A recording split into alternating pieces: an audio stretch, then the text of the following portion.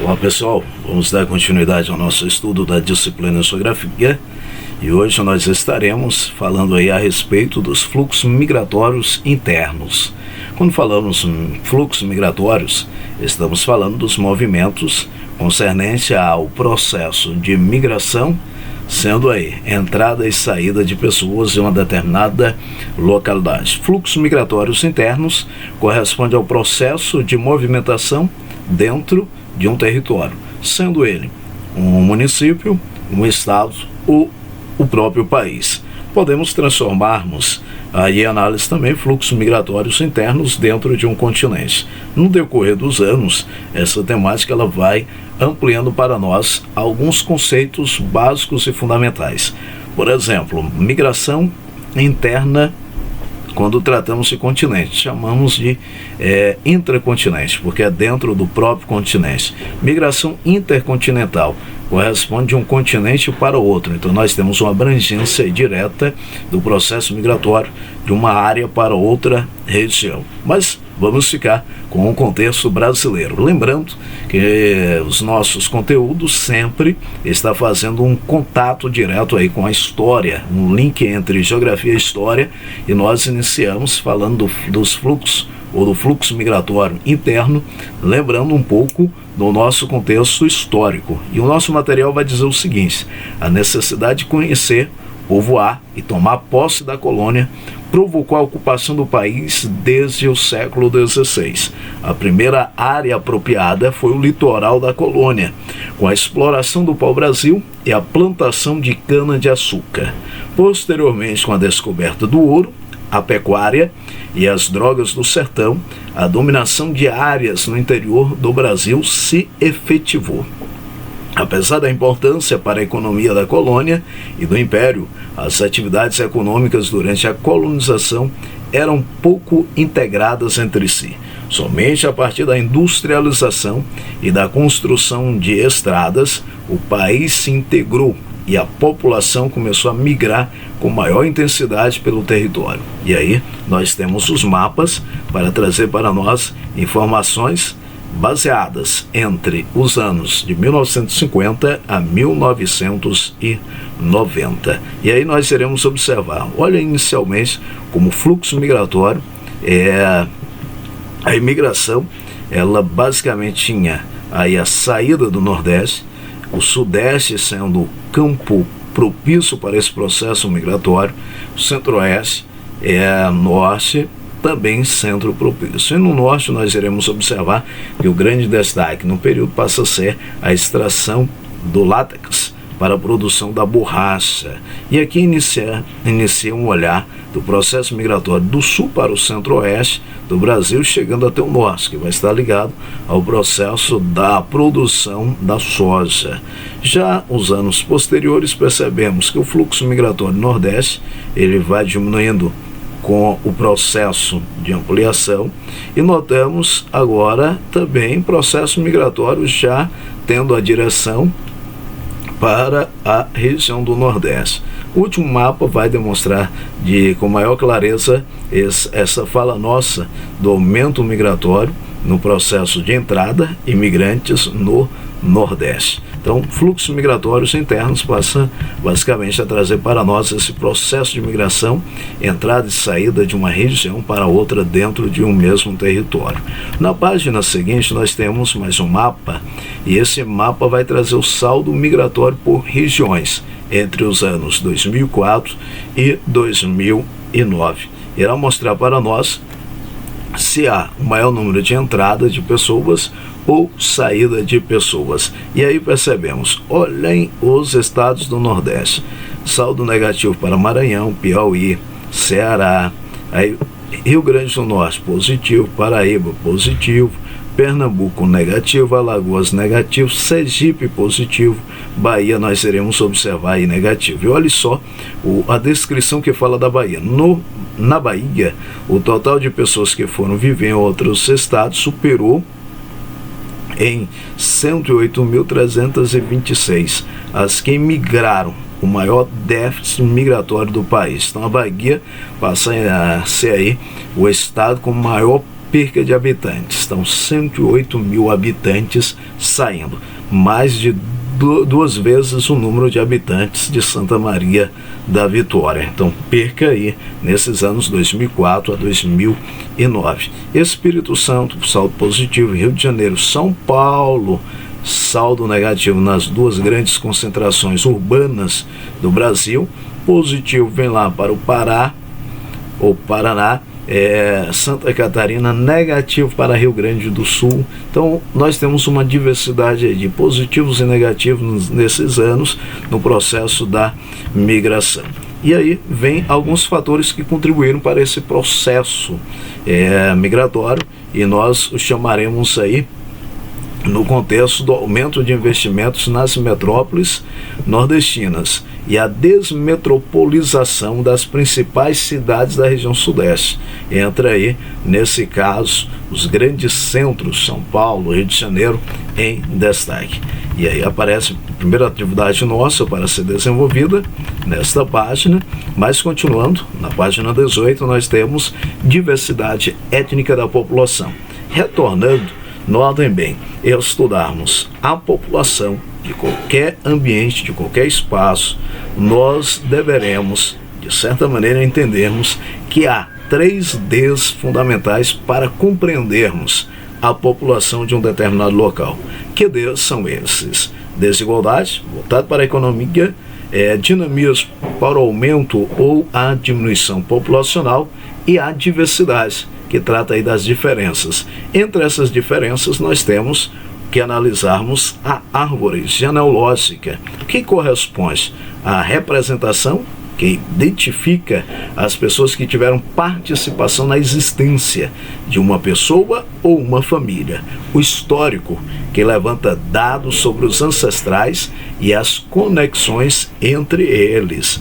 E aí aparece para nós, você sabia que na pesquisa do IBGE, para identificação étnica da população, o recenseador do Instituto apresenta ao entrevistado as seguintes categorias étnicas: você é branco, você é preto, você é amarelo, você é pardo, você é indígena ou sem declaração. Na sequência, o entrevistado autodeclara-se pertencente a alguma das etnias elencadas acima ou pode indicar a categoria sem declaração. Nesse caso, ele sinaliza que não se identifica com nenhuma das etnias. E aí? Amarelo. Segundo o IBGE, na etnia amarela estão os asiáticos, japoneses, chineses, coreanos, uma população aí de influência basicamente homogênea. O que é uma população homogênea? Você percebe a semelhança deles, os traços, as características ligadas à fisionomia e à cor. Então, amarelo, descendentes aí, japoneses, chineses, coreanos. E no Brasil, nós tivemos, de acordo com o censo 2010, 43,1% dos brasileiros se declararam pardos, 47,7% declararam brancos, e nós tivemos 7,6%.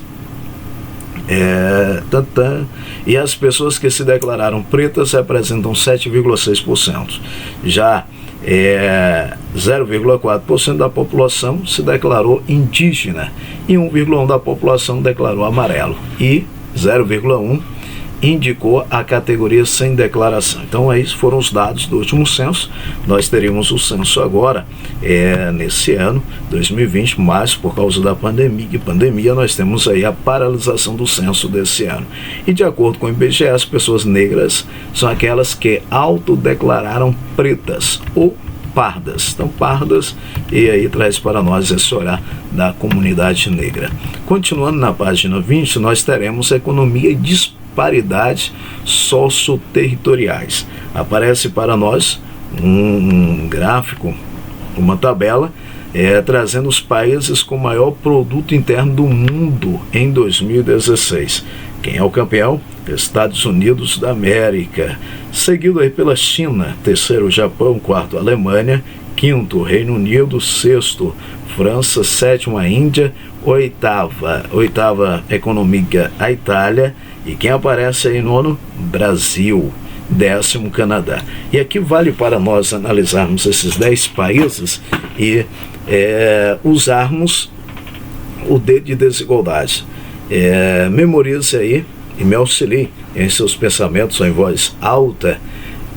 País desenvolvido ou país emergente, em desenvolvimento, para não chamarmos aí países subdesenvolvidos. Estados Unidos, desenvolvido. China está em desenvolvimento. Mesmo sendo a segunda maior economia do mundo, não é considerada ainda uma nação ou um país desenvolvido. Japão, desenvolvido. Alemanha, Reino Unido, França, desenvolvidos. Aparece a Índia, no mesmo caso da China, que está em desenvolvimento. Vem lá a Itália, desenvolvido. Brasil, em desenvolvimento. Canadá, desenvolvido. Então nós temos, dentre os 10 países, 3 grandes economias econômicas, 3 grandes economias mundiais. Elas não se caracterizam como países desenvolvidos: a China, a Índia e o Brasil. E olha que o Brasil já ficou em 7º lugar e nós, nesses últimos anos, perdemos, com base aí no dado 2016, 2 posições específicas. Então, falou do PIB, Produto Interno Bruto, de um país, e isso corresponde para nós, que não necessariamente que a população consegue usufruir essa riqueza. O Brasil possui um dos maiores PIBs do mundo, porém, se dividirmos o PIB pelo número brasileiro, constataremos que a renda per capita, ou por cabeça, seria aí, em média, cada brasileiro deveria ter direito de cerca de 12.300 dólares, isso no ano 2016. Então, demonstra aí que 12.300 dólares por brasileiro. Então nós temos aí uma demonstração que seria uma população, se todos tivessem esse valor, uma população característica de país desenvolvido. Uma das características de um país desenvolvido é a maior igualdade da distribuição de renda. E o Brasil entra aí como um dos países com menor igualdade dessa distribuição. Há uma disparidade da distribuição da renda, enquanto poucos têm muito, muitos têm pouco, em valores. E aí aparece na próxima página o índice de Gini por região em 2013. E aí nós iremos observar o que quer dizer esse índice de Gini. Ele corresponde basicamente para ver a desigualdade em uma determinada região. Então, quanto mais próximo de zero, nós iremos observar que ele terá menos desigualdade. E aí, observe, qual a região que possui mais desigualdade, ou maior? 0,523, o Nordeste. É uma análise de 0 a 1, mais próximo de 0, menos desigualdade, mais próximo de 1, maior a desigualdade. E o que é observado para perceber as causas da má distribuição? Herança colonial, em que havia o privilégio dado a pessoas com maiores rendas para a obtenção de terras e cargos públicos, diferença de salários entre homens e mulheres no país, que ainda perpetua, desigualdade de oportunidade de acordo com a etnia, ainda existe processos discriminatórios para que pessoas tenham acesso e oportunidade de trabalho, acesso desigual da educação de qualidade e desigualdade ao desenvolvimento regional. Então são explicações aí para que esse índice de Gini venha trazer para nós o Nordeste disparado em maior desigualdade do país. E aí vem para nós na página 21 ainda uma descrição bem importante. O Brasil é um dos países mais desiguais do mundo, aspecto que pode ser percebido das mais diferentes maneiras, entre elas por meio do espaço geográfico. Nas maiores cidades do Brasil é comum a convivência de espaços com uma forte segregação espacial urbana, consequentemente da má distribuição de renda e da desigualdade social presentes na sociedade brasileira. E segregação espacial corresponde ao processo de separação espacial da sociedade de acordo com a renda. Uma grande cidade, um grande centro urbano, perceberemos de um lado as favelas e de outro lado nós perceberemos áreas com urbanizações super desenvolvidas, e quem habita nessas regiões são pessoas com melhor qualidade de vida. Aparece então para nós uma lembrança A cidade ela poderá ser formal e ela poderá ser informal. A cidade informal ela não apresenta espaços que possam suprir as necessidades de seus habitantes, enquanto a formal oferece, de certa maneira, o suprimento das necessidades básicas, como quadra esportiva, escolas, hospitais, shoppings, demonstram aí uma escola formal. Pausa em nossa explicação e vamos lá dar continuidade o momento prático de desenvolvimento de atividades. Nobres, um forte abraço e muita saudade de vocês.